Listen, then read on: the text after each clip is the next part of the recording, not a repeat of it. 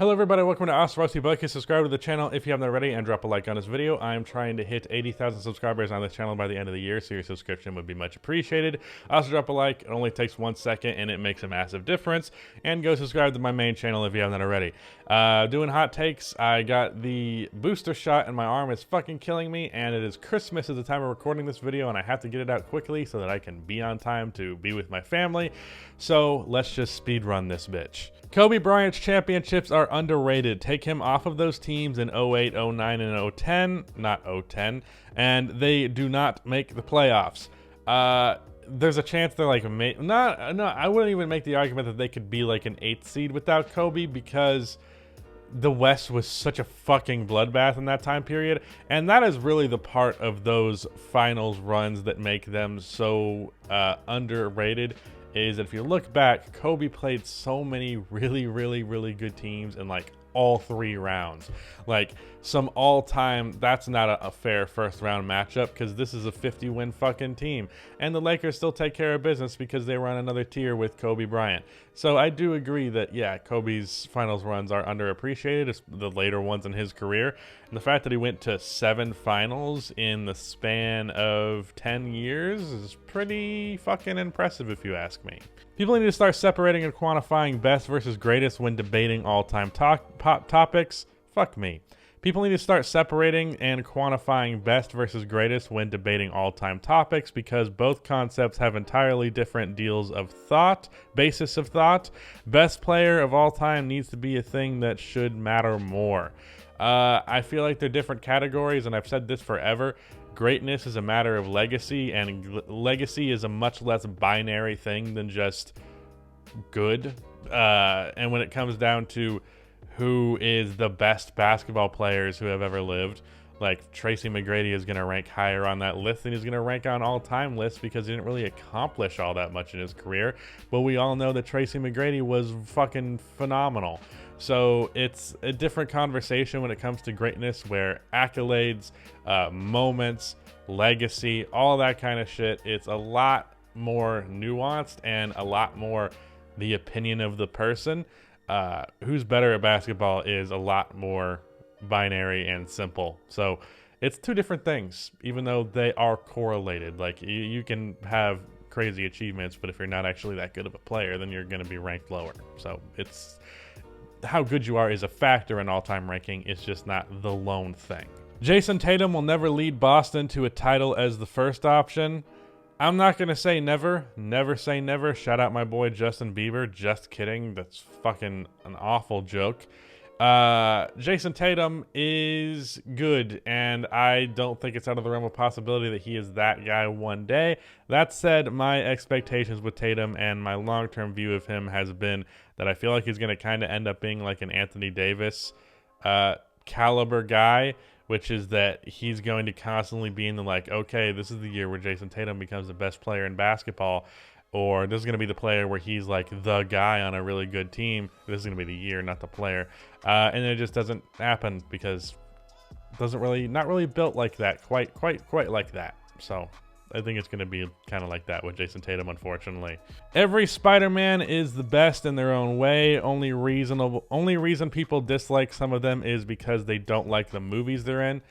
Yeah, this is spoilers for SpiderMan, so skip ahead like 30, 40, 50 seconds, I don't know. Andrew Garfield made me rethink him as Spider-Man.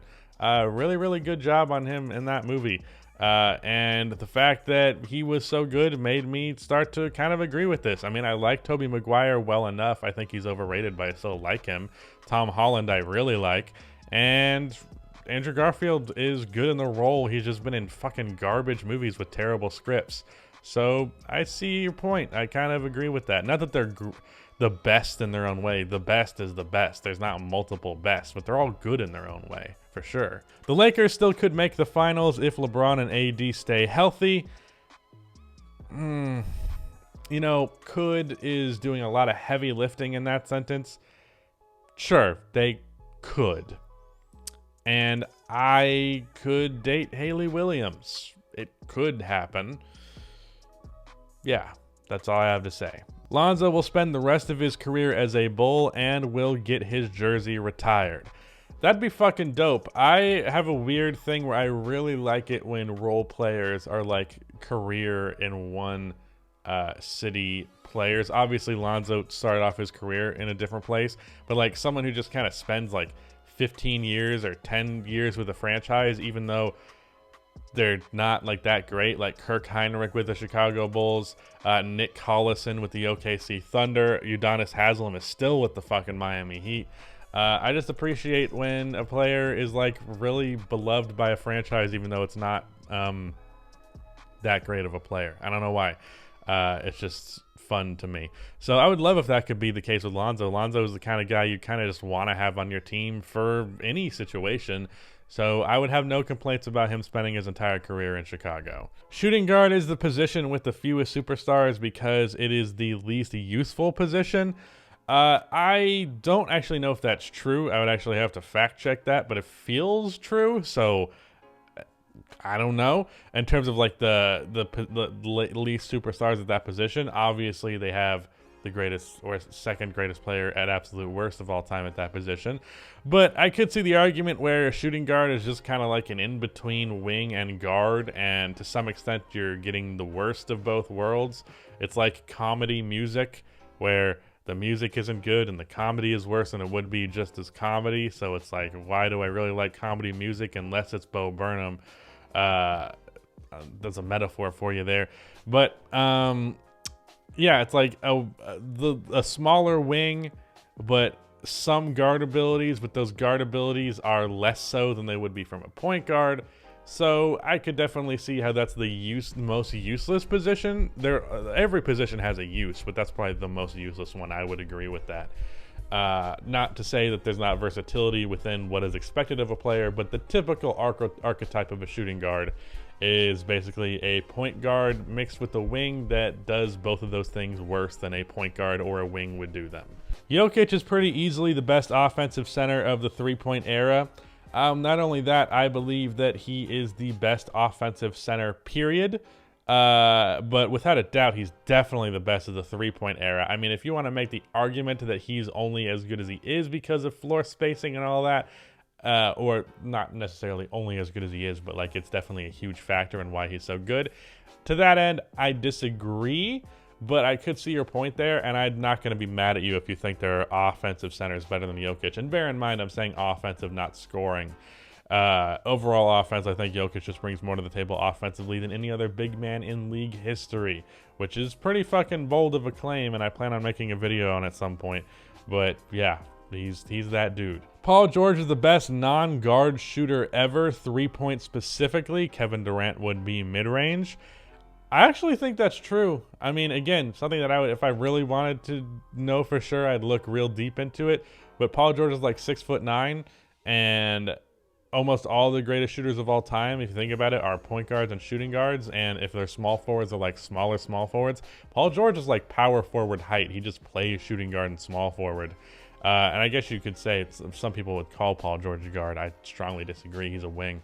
But yeah, he probably is, right? Like three-point shooting specifically. The guy has multiple years where he's been one of the top three-point shooters in the game. And I can't think of any other player in league history who is 6'9" and was consistently that tier of shooter. Rusty should be a high school teacher, so instead of listening to marital problems, I can listen to him confess his grievances with the Chicago Bulls for 64 minutes straight. Or you could listen to me confess it in bite-sized pieces that are less annoying, and I can make way more than a teacher, even though that's not justified that the world works that way. But I prefer this arrangement personally. But that is the end of the video. Goodbye.